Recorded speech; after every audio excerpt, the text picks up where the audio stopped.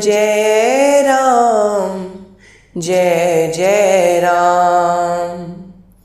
श्री राम जय राम जय जय राम। श्री राम जय राम जय जय राम। श्री राम जय राम जय जय राम। श्री राम जय राम जय जय राम। श्री राम जय राम जय जय राम। तो जिस प्रकार पिछले कुछ भागों में हमने मंथरा के पूर्व जन्म के बारे में जाना, हमने ये भी ज्ञान प्राप्त किया कि मंथरा दासी की भगवान श्री राम से क्या बैर था, उसको भगवान श्री राम से उसकी क्या शत्रुता थी कि उसने भगवान श्री राम को उन्हीं के राज्याभिषेक के दिन 14 वर्ष का वनवास दे दिया था। यहाँ पर अब आगे क्या होता है इसके बारे में हम आज के सत्र में जानेंगे। तो आइए आज की कथा को आरंभ करते हैं।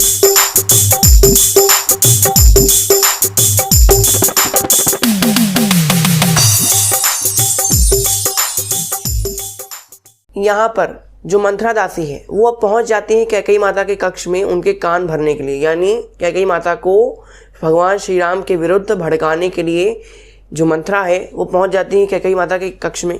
यहाँ पर भगवान श्री राम इस सब षड्यंत्र से बिल्कुल निश्चिंत होकर, उन्हें ये सब के बारे में ज्ञान नहीं है कि आखिर क्या हो रहा है।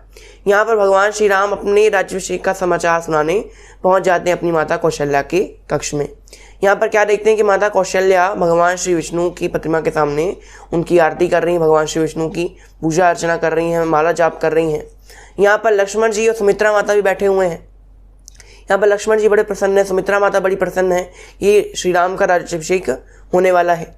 यहाँ पर कौशल्या माता अपनी पूजा से उठती हैं, भगवान श्री राम उनका आशीर्वाद लेते हैं। यहाँ पर कौशल्या माता भगवान श्री राम को अपने हृदय से लगाती हैं और उनसे कहती हैं, कल तुम्हारा राज्याभिषेक होने वाला है और मैं उसी की कामना करने के लिए कि तुम्हारा जो जीवन है वो हमेशा खुशहाली से बीते, जो तुम्हारा राज्य हमेशा निष्कंटक रूप से चलता रहे, कोई भी बाधा ना आए, इसीलिए मैं भगवान श्री विष्णु की बहुत पूजा कर रही हूँ आज रात, क्योंकि कल तुम्हारा राज्याभिषेक है और राज्याभिषेक में कोई बाधा ना आने पाए, कोई अपशगुन ना हो, सब मंगल ही हो, इसलिए मैं आज भगवान श्री विष्णु की पूजा कर रही हूँ। यहाँ पर कौशल्या माता ये सब कहने के पश्चात दोबारा पूजा में लग जाती हैं। यहाँ पर भगवान श्री राम सीता माता को भी कौशल्या माता के कक्ष में बुलाते हैं, ये सारी खुशखबरी देते हैं। यहाँ पर श्री दशरथ जी के कथन अनुसार श्री जो वशिष्ठ मुनि हैं वशिष्ठ जी, वो पहुँच जाते हैं भगवान श्री राम और सीता माता के पास और उनसे कहते हैं कि श्री राम, कल तुम्हारा राज्याभिषेक होने वाला है, यानी कल तुम पूरी पृथ्वी के राजा बन जाओगे। इसलिए मैं ऐसा चाहता हूँ कि आज रात राजा बनने के लिए जो जो कर्म होते हैं, जो जो व्रत आदि का पालन करना पड़ता है, एक रात पहले जो इक्ष्वाकु कुल के हर राजा आज तक करते आए हैं, वो आज तुम अपनी पत्नी के साथ करो। तुम आज रात सात्विक आहार करो, घास की सैया पर सो, बिल्कुल सात्विक जीवन जियो एक साधु की भांति। और सीता, तुमको भी इसके साथ ऐसा व्रत करना पड़ेगा क्योंकि तुम उसकी अर्धांगिनी हो और बिना पत्नी के कोई भी व्रत, कोई भी पुण्य काम सफल नहीं होता। तो यहाँ पर सीता माता और राम जी रात के समय ये सारे जो व्रत मर्यादाएं हैं उनका पालन करने के लिए बैठ जाते हैं। यहाँ पर अब जो मंथरा दासी है वो पहुँच जाती है कैकेयी माता के कक्ष में। यहाँ पर कैकेयी माता लेटी हुई थी, सो रही थी। यहाँ पर मंथरा, अब देखिए भड़काने वाले कैसे भड़काते हैं। यहाँ पर मंथरा कहती है, सो लो, आज तुम जितना चाहे सो लो, ये तुम्हारे आराम की आखिरी रात है, इसके पश्चात तुमको कभी आराम मिल ही नहीं सकता। इतना शोक का समाचार है, इतना दुख का दिन है और तुम यहाँ पर सो रही हो। यहाँ कैकेयी माता की नींद खुली। कैकेयी माता कहती हैं, अरे मंथरा, क्या हो गया भाई, तुम इतनी चिंतित क्यों हो? आखिर क्या कोई दुविधा आई है, कोई बाधा आई है क्या अयोध्या में? तब यहाँ पर मंथरा दासी कहती है कि बाधा अयोध्या में नहीं, बाधा अब तुम्हारे ऊपर आने वाली है। जो संकट है, संकट के बादल अब तुम्हारे ऊपर मंडराने वाले। कैकेयी माता ने कहा कि पहेली मत बुझा, तू मुझे साफ साफ बता कि आखिर हुआ क्या है। तब यहाँ पर मंथरा कहती है कि हाय, तेरे जो पति हैं यानी दशरथ जी, वो दिखावा तो ऐसा करते हैं जैसे सारा प्यार तुम्हारे ऊपर ही नौछावर कर देंगे, लेकिन इतनी बड़ी बात जो पूरे अयोध्या को मालूम है वो तुमको नहीं पता। इतनी बड़ी बात अयोध्या के पूरे भविष्य की बात जो आज हुई है उसके बारे में तुमको नहीं बताया गया। यहाँ पर अब मंथरा दासी कहती है कि तुम्हारे जो पति हैं तुम्हारे सामने तो बड़ा तुमको प्रेम जताते हैं, लेकिन तुम्हारे पीठ पीछे तो तुम्हारी सौत है यानी कौशल्या उसको राजमाता का सुख प्रदान करने वाले, यानी कल वो श्री राम का राज्याभिषेक करने वाले हैं। जैसे ही कैकेयी माता को ज्ञान हुआ कि राम का राज्याभिषेक होने वाला है, तब यहाँ पर कैकेयी माता ने जो अपना हार, बहुमूल्य हार अपने जो गले में पहना हुआ था उसको निकालकर मंथरा के गले में डाल देती हैं। यहाँ पर मंथरा पहले से ही क्रोध से जली हुई थी। यहाँ पर जैसे ही हार निकाला कैकेयी माता ने, वैसे मंथरा ने उस हार को कैकेयी माता ने जो दिया था उस हार को पटक कर उसके एक एक मोती तोड़कर जमीन में गिरा दी। तब यहाँ पर कैकेयी माता बड़ी क्रोधित होती है, कहती है अरे मंथरा, इतने सुख का समाचार है और मैं तुझे इतना बहुमूल्य हार दिया और तूने उसके एक मोती निकाल कर फेंक दिए, क्यों? तब यहाँ पर मंथरा कहती है हाय राम, तेरे जैसी औरत मैंने आज तक नहीं देखी जो अपने दुख के समाचार में, अपने ही शोक में लोगों को मोती बांट रही हो, हार बांट रही हो, खुश से पागल हो रही हो। या तो ये खुशी से तू पागल हो गई है या फिर तू ये जान नहीं पा रही है कि आखिर तेरे ऊपर ऐसी कौन सी दुविधा आने वाली, कौन सी विपदा आने वाली। तब यहाँ पर कैकेयी माता कहती हैं तू कौन सी दुविधा की बात कर रही है? भगवान श्री राम का राज्याभिषेक होने वाला है, मेरे राम का राज्याभिषेक होने वाला है, इसमें दुख की बात कहाँ से आ गई? ये तो हर्षोल्लास की बात है, यहाँ तो उत्सव मनाने की बात है। तब यहाँ पर मंथरा कहती है कि तुम बड़ी भोली हो रानी, तुम्हें ये राजनीति, ये राजकाज की बातें समझ में नहीं आती हैं। यहाँ जब राम राजा बन जाएंगे ना, तब जो तुम्हारी हैसियत है, तुम्हारी इस राज्य में जो पूंछ है, पूंछ अर्थात होता है एक तरह से एक प्रतिष्ठा, और जो प्रतिष्ठा है वो तुम्हारी कम होती जाएगी। तुम मेरे जैसी हो जाओगी, यानी मेरे पद में, यानी एक दासी बन जाओगी। जो कौशल्या है वो राजमाता बन जाएगी, यहाँ क्योंकि भाई राजा की माता राजमाता हो जाएंगी। और जो लक्ष्मण जी हैं और राम जी के अनुगामी हैं, यानी वो जो राम हैं वो लक्ष्मण को अपना सहयोगी मानते हैं, अपने साथ रखते हैं, तो लक्ष्मण भी बड़े पद पर रहेंगे। यहाँ पर लक्ष्मण की माता है सुमित्रा और सुमित्रा का एक और पुत्र है जो है शत्रुघ्न। तो ये सभी लोग बड़े खुशी से रहेंगे, लेकिन तुम और भरत इस राज्य में सुख से नहीं रह पाओगे, क्योंकि जब भगवान श्री राम राजा बन जाएंगे तब तुमको कौशल्या की दासी बना दिया जाएगा और भरत राम के दास बनकर उनकी सेवा करें। तब यहाँ पर कैकेयी कहती है अरे ये तुम क्या कह रही हो? राम बड़े ही अच्छे हैं, राम सत्य बोलने वाले, हमेशा अच्छे मार्ग पर चलने वाले, वो ऐसा नहीं कर सकते, ऐसा नहीं होगा।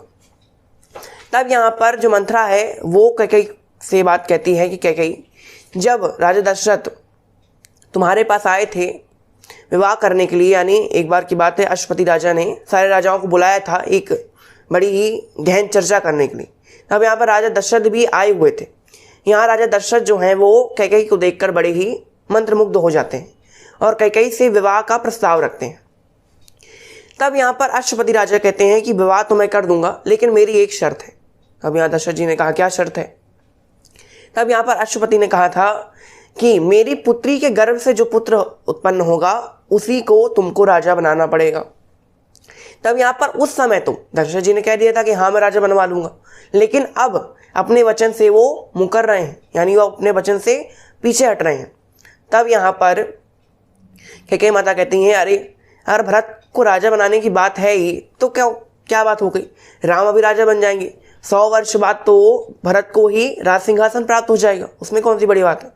तब यहाँ पर मंथरा कहती है कि तुम बहुत भोली हो, तुम्हें ये राजनीति की बातें समझ में नहीं आती। अरे भाई, जब यहाँ पर राम 100 वर्ष तक राज्य कर लेंगे, उसके पश्चात उनका कोई पुत्र होगा और उनका जो बड़ा पुत्र होगा वो इस राज्य का अधिकारी होगा, ना कि भरत। भरत को सिंहासन परंपरा से अलग कर दिया जाएगा। यहाँ पर मंथरा दासी कहती है कि अब मैं तुमको राजा दशरथ, कौशल्या और राम के पूरे षड्यंत्र के बारे में बताती हूँ। यहाँ पर मंथरा कहती है कि देखो, राम को राजा बनाना है। यहाँ पर अब किसी को अगर राजा बनाना है तो ये बात कोई ऐसी है तो नहीं कि 1 मिनट में हो जाए। भाई ये जो बात है वो कई दिनों से चल रही होगी, लेकिन राजा ने क्या तुमको इस बात की भनक भी लगने दी कि भाई कैकेयी को भी बता दो कि राम को राजा बनना है, कि तुमसे पूछा गया हो? नहीं पूछा गया। ये सारी बातें कई दिनों से चलती आ रही होंगी, लेकिन तुमको किसी ने एक बात भी नहीं बताई। यहाँ पर और बताती हैं, यहाँ पर कौशल्या के कहने पर दशरथ ने जो भरत है और शत्रुघ्न इन दोनों को तुम्हारे मायके भेज दिया, क्योंकि अगर भरत यहाँ पर रहते तो राजा का भरत के ऊपर भी मोह होता, और मोह होता तो आधा राज्य भरत को भी मिल जाता। लेकिन यहाँ पर कौशल्या चाहती थी कि भरत को राज्य ना मिले, बिल्कुल भी राज्य भरत को ना मिले, राम को ही राज्य मिले, इसलिए भरत को उसने दूर भगा दिया। और शत्रुघ्न की बात अगर चाहती हो मैं बताऊं तो देखो, जैसे कि एक बात है कि कुछ लकड़हारे थे, वो जा रहे थे लकड़ी काटने के लिए वन में। यहाँ पर उन्होंने एक बड़ा सा पेड़ देखा, उनको लगा कि अरे वाह, ये तो बड़ा पेड़ है, इसको काट के हम खूब सारा पैसा कमाएंगे। तो यहाँ पर वो पेड़ काटने के लिए वहाँ पर पहुँच जाते हैं। क्या देखते हैं कि पेड़ के आसपास कई सारी कटीली झाड़ियाँ हैं। उन कटीली झाड़ियों की वजह से वो उस पेड़ को काट नहीं पाते।